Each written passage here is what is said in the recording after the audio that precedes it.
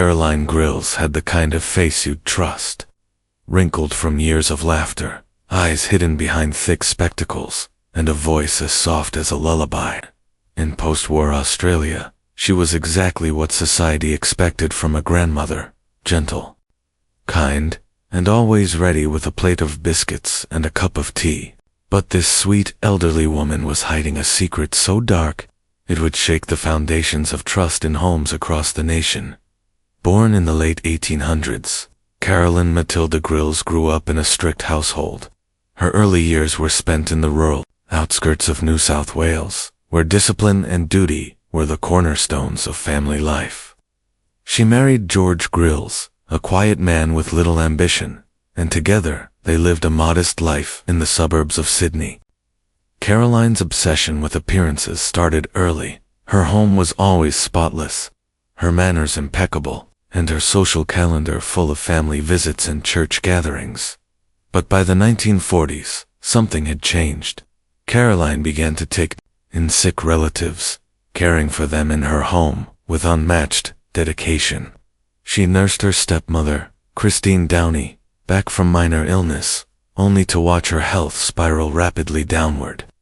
Christine experienced severe stomach pain, confusion, and loss of motor function.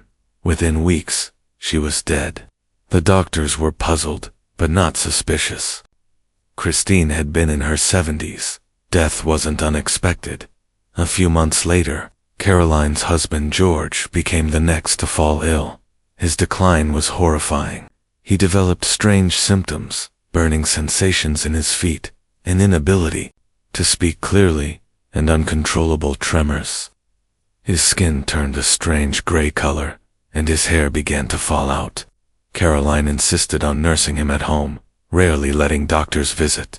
When he died in 1948, it was ruled a stroke. Again, no one questioned it. Yet death kept following Caroline like a shadow. Her brother-in-law, her sister-in-law, even close friends, all fell ill after visiting her. And every single time, Caroline was by their side, offering care, making tea, spoon-feeding them soup. Those who survived the visits recounted how she'd watch them closely as they drank. They didn't realize it then, but they were being observed, not for love, but for results. Strangely, despite these multiple tragedies surrounding her, Caroline's reputation remained untainted. People pitied her. Poor dear, surrounded by death, neighbors would whisper. They'd bring her casseroles and flowers, never suspecting that the real danger lived inside her house. It wasn't just bad luck. Behind her prim facade, Caroline had discovered something deadly: thallium, a tasteless and odorless poison once used to kill rats. During wartime, thallium sulfate was available to the public due to shortages of other rodenticides. Caroline got her hands on some and never let it go. She stored it in a canister in her kitchen, right alongside her spices and baking powder. What made her so dangerous wasn't just the poison, it was her patience. Caroline didn't kill quickly. She administered thallium in small doses, just enough to cause confusion and discomfort at first, then slowly increasing the amount as her victims grew weaker. It mimicked natural illness so convincingly that even seasoned doctors couldn't spot it. The worst part: no one suspected her. She was never questioned, never doubted. If anything, her victims felt grateful, thankful for her care, her tea, her company in their last painful days. They didn't know they were being poisoned, sip by sip. Caroline was clever. She never rushed. She spaced out her murders over years, ensuring that no one connected the dots. She targeted people close to her, people whose deaths wouldn't raise too many questions: elderly relatives, sickly in-laws, vulnerable friends. Every single one trusted her. Every single one let her into their homes and their teacups. But the human body, as fragile as it is, can still hold secrets. And eventually, Caroline's methods would catch up with her. The turning point would come years later, not from a seasoned detective or a concerned family member, but from a simple cup of tea and a patient who refused to die.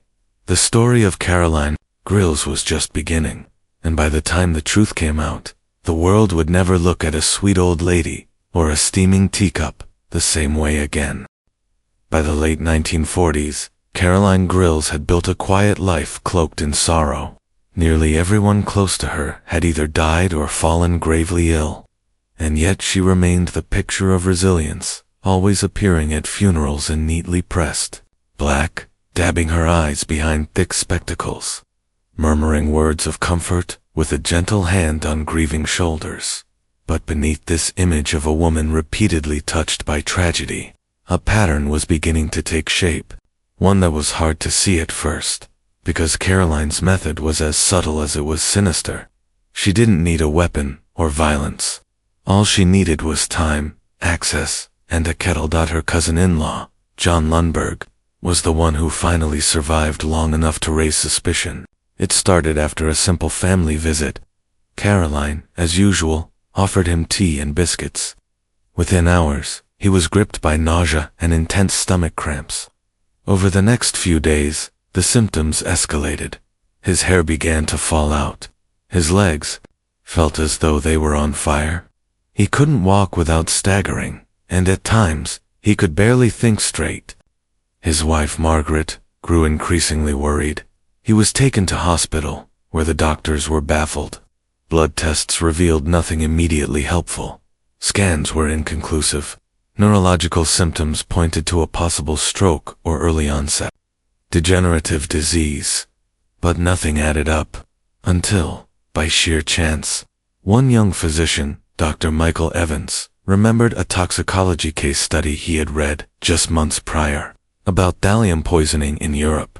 The symptoms matched perfectly. Evans requested advanced toxicology screening, something rarely done in that era. The results shocked everyone.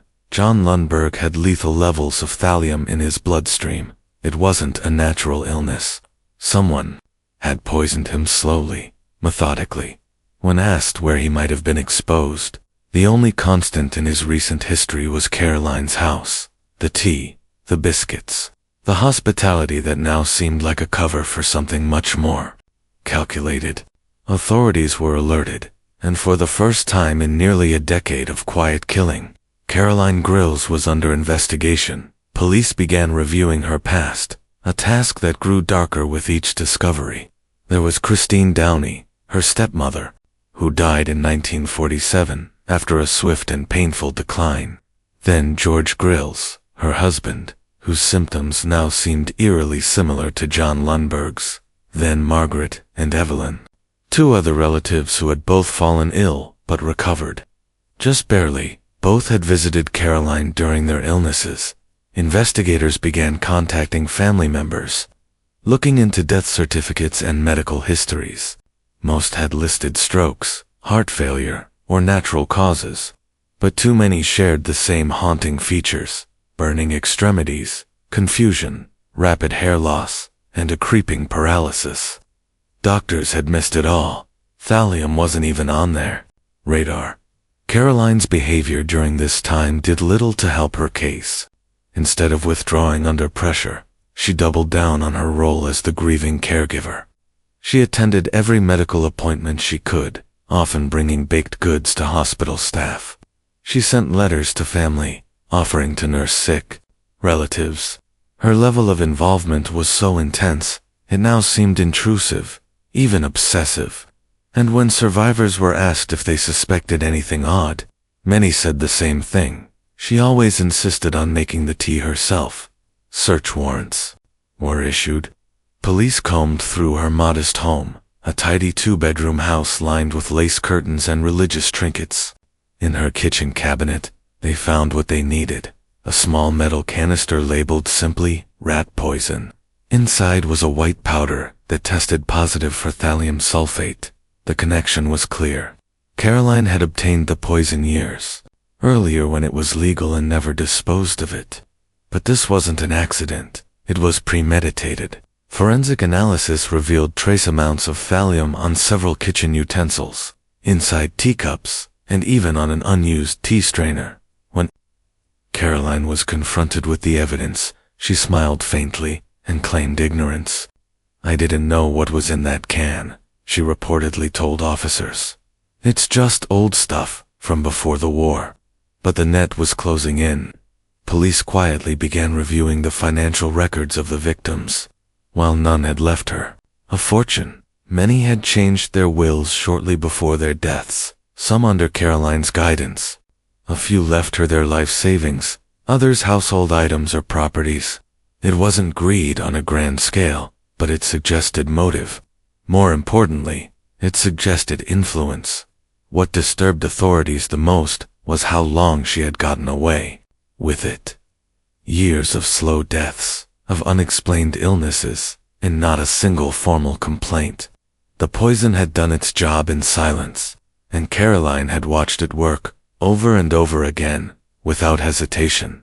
Her victims had trusted her completely.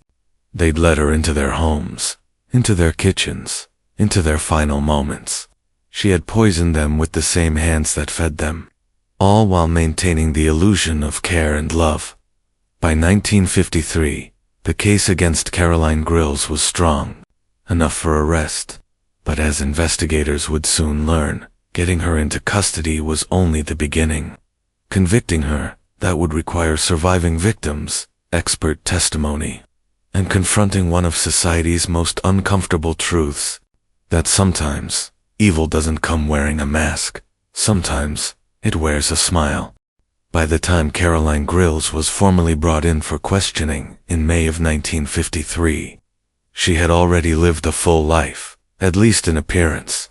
She was a woman in her early 60s, with graying hair pinned back neatly, wire-rimmed glasses perched on her nose, and the worn floral dresses typical of someone from a different time. She didn't look like a killer. She looked like someone's grandmother. And yet, the evidence surrounding her was growing into a mountain too large to ignore.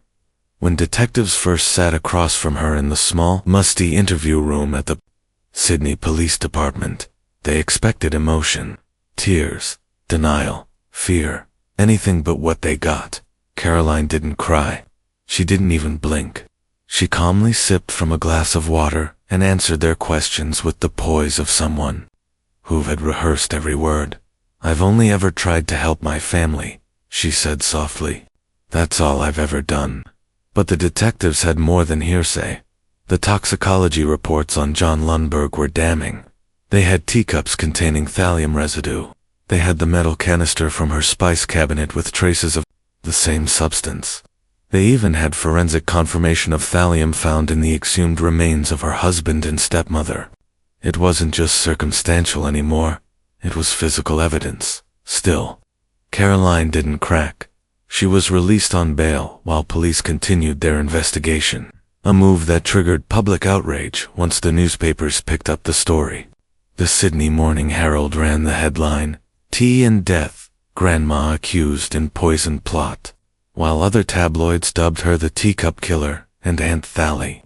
Her neighbors, who once thought she was a saint for caring for so many sick relatives, now crossed the street when they saw her. Her home was vandalized.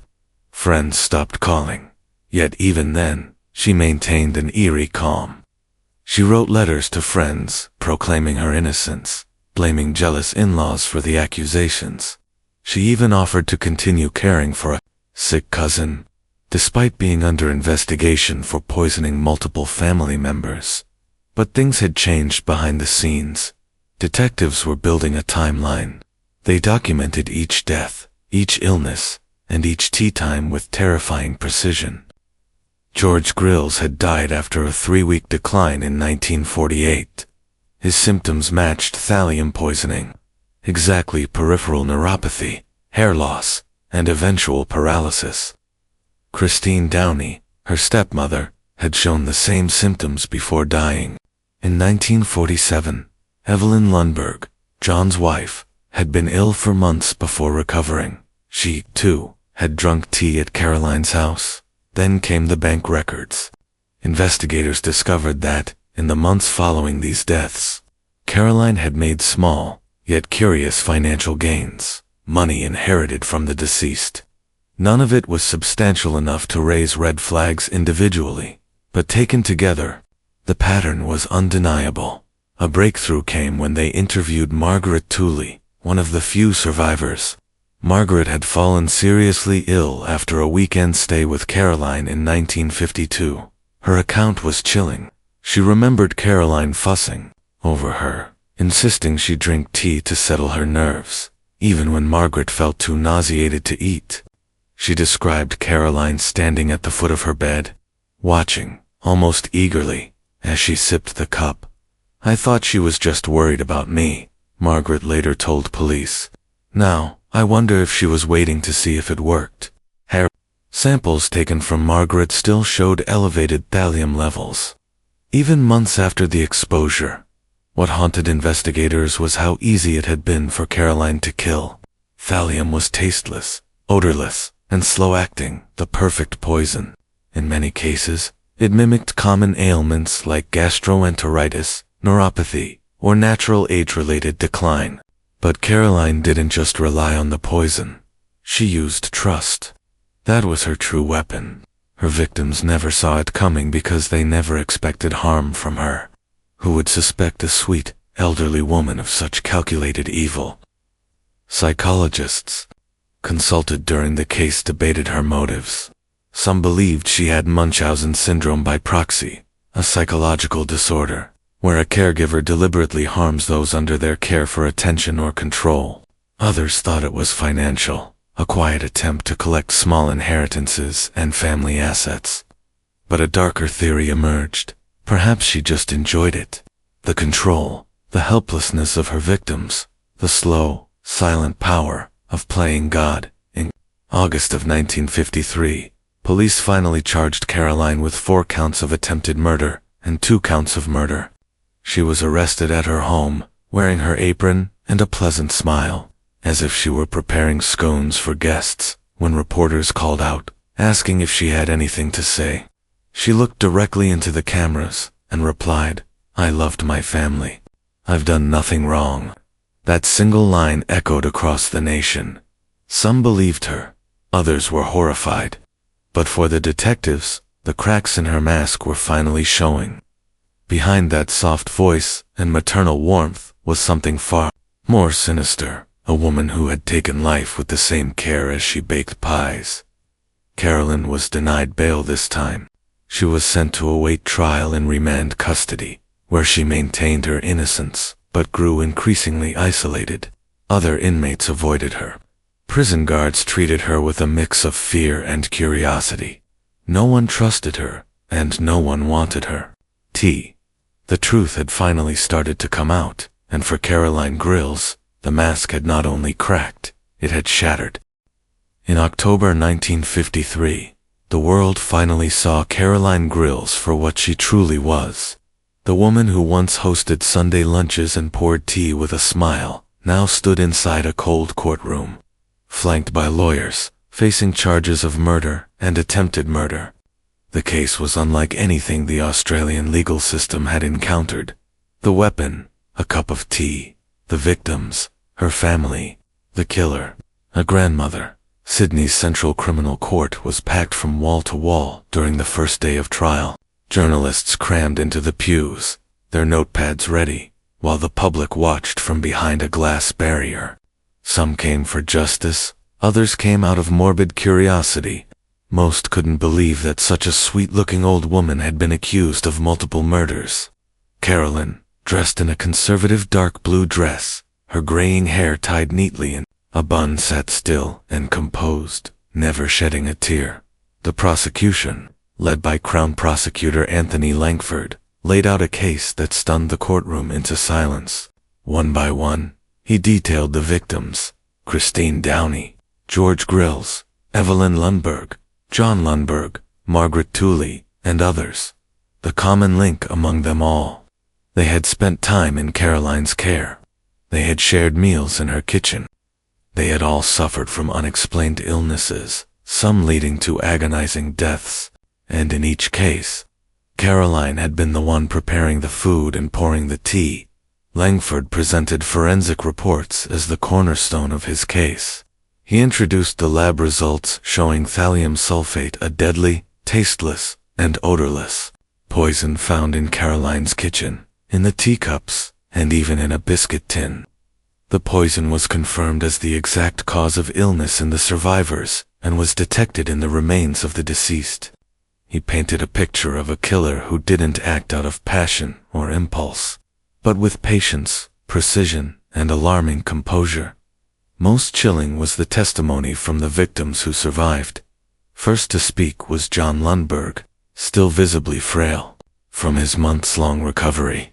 He spoke with trembling hands as he recalled the night he drank tea at Caroline's house and fell violently ill just hours later. He described the burning pain in his legs, the confusion, and the slow realization that something unnatural was happening to him. "I trusted her," he told the jury. "She looked after me like a mother would. I had no reason to fear her until I nearly died." Then came Margaret Tooley. She required assistance to get to the witness stand, still suffering the long-term effects of thallium poisoning. Her voice was barely audible as she recounted how Caroline had insisted she finish her tea every evening, even when Margaret could barely hold the cup. When asked how she felt about Caroline now, she simply said, "She wanted to kill me, and I would have let her." The courtroom sat in stunned silence after every testimony. But it wasn't just the evidence that disturbed the jury. It was the utter lack of emotion from Caroline. She never cried, never looked apologetic. She stared straight ahead, blinking slowly behind her glasses. To the jury, it felt unnatural, inhuman. The defense, led by barrister Harold Redford, tried to shift the narrative. He argued that Caroline was a victim of media persecution, painted unfairly as a monster because of her age and gender. He claimed that the thallium found in her home was leftover rat poison from wartime and that it had never been used intentionally. He called it a coincidence, a tragic series of illnesses linked by circumstance, not conspiracy. But his arguments quickly fell apart under the weight of expert testimony. Dr. Michael Evans, the physician who first identified the thallium poisoning, explained to the jury how the symptoms lined up perfectly with thallium exposure. He also clarified that the amount of thallium in the victims' bodies far exceeded anything they could have encountered accidentally. "There is no chance this happened by mistake," Evans said firmly. "This was deliberate, repeated exposure. Someone administered this poison over time and with intent." By the third week of trial, the prosecution's case was airtight. A chain of deaths and illnesses, all linked by food and drink prepared by Caroline. Direct forensic evidence of thallium in her possession. Witnesses who lived to tell the tale, and a woman who never once tried to explain it all away with remorse or grief. The jury deliberated for just 6 hours. On November 18, 1953, Carolyn Grills was found guilty of multiple counts of attempted murder and suspected in the deaths of at least 4 family members. The judge, stunned by the coldness of her crimes, sentenced her to life in prison without the possibility of parole. "There is no doubt in this court's mind," he declared, "that you are a danger not only to those closest to you, but to society itself.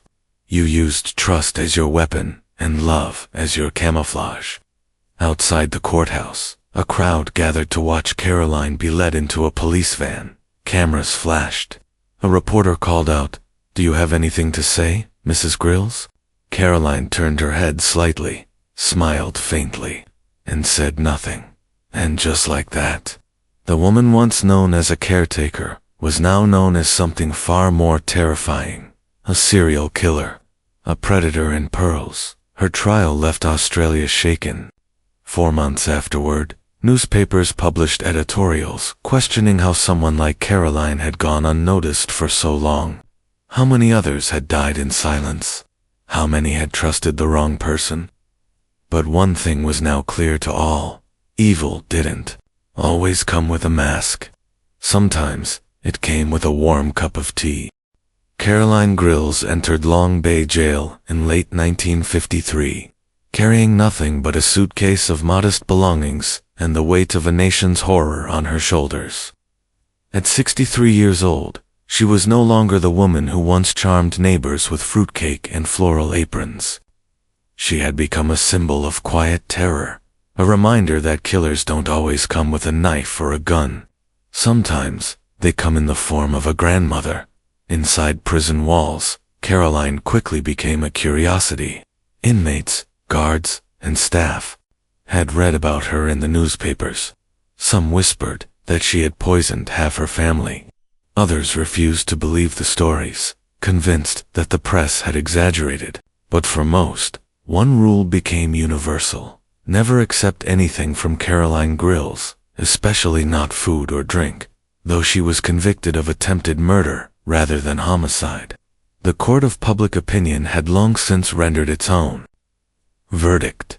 The public called her Aunt Thallie, the teacup killer, and the poisoned widow. But in prison, she was mostly alone, a quiet, aging woman who spent most of her time reading, knitting, and sitting in silence. She rarely spoke, unless spoken to. She never apologized. She never admitted guilt. Over the years, her health began to deteriorate. She suffered from progressive vision loss, eventually going blind. Doctors noted that she appeared to be having small, repeated strokes. Her hands began to tremble, her legs weakened. The very symptoms that once marked her victims now haunted her in reverse. Some wondered aloud if karma was catching up.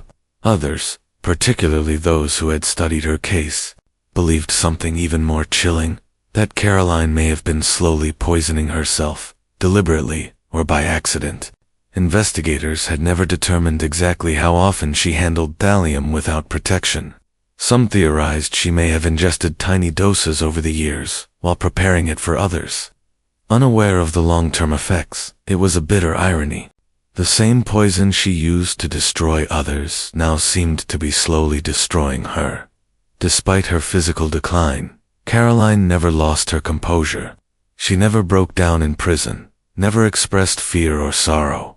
According to one guard, she would smile during morning head counts, folding her hands neatly in her lap as if she were preparing for afternoon tea.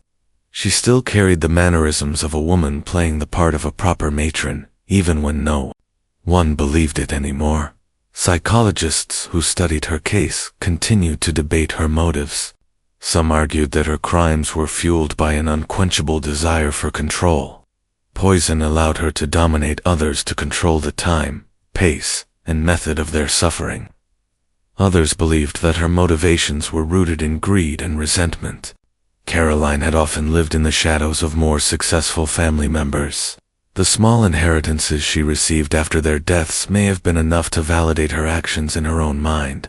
A few even suggested she suffered from a form of sadistic narcissism, a need to be seen as indispensable, even if it meant making her victims sick so she could care for them. Whatever the cause, Caroline never explained it. Not in court, not to psychologists, and not in prison. Her silence was absolute. She took her secrets with her. On October 6, 1960, after nearly 7 years behind bars, Caroline Grills died in her prison bed. The official cause was listed as vascular degeneration and stroke, though some whispered that her death looked awfully familiar: hair loss, frailty, a dull gray tone to her skin. The attending physician didn't list thallium as a factor, but those who remembered the trial couldn't help but notice the irony. She was buried without ceremony in a small, unmarked plot in a Sydney cemetery. No family came to claim the body. No priest gave a eulogy. No mourners stood by her grave. In death, as in life, she had left behind nothing but questions and fear. In the years that followed, Caroline's case became a source of study in criminology and forensic science courses across Australia. Her methods, though simple, were devastatingly effective. Her case spurred changes in how mysterious deaths were investigated and led to stricter regulations on dangerous household poisons. Thallium, once common in rat poison, was eventually banned altogether in consumer products. But perhaps the most lasting legacy of Caroline Grills was the psychological impact she left behind. She didn't fit the mold of a murderer. She wasn't violent. She didn't kill for pleasure in the traditional sense. She killed with patience, with care, with familiarity. And that's what made her so terrifying. Her story forced the public to confront an uncomfortable truth. Sometimes, evil doesn't wear a mask. Sometimes, it wears an apron and pours you tea with a smile. To this day, the image of Caroline Grills continues to haunt the pages of Australian true crime history. Her case reminds us that trust can be the most dangerous weapon of all, and that those who seek to harm us the most may be the ones who first offer us comfort. Her victims, many of whom never saw justice in their lifetime, are now remembered, not just for how they died, but for how they unknowingly unmasked one of the most chilling killers in Australia's history.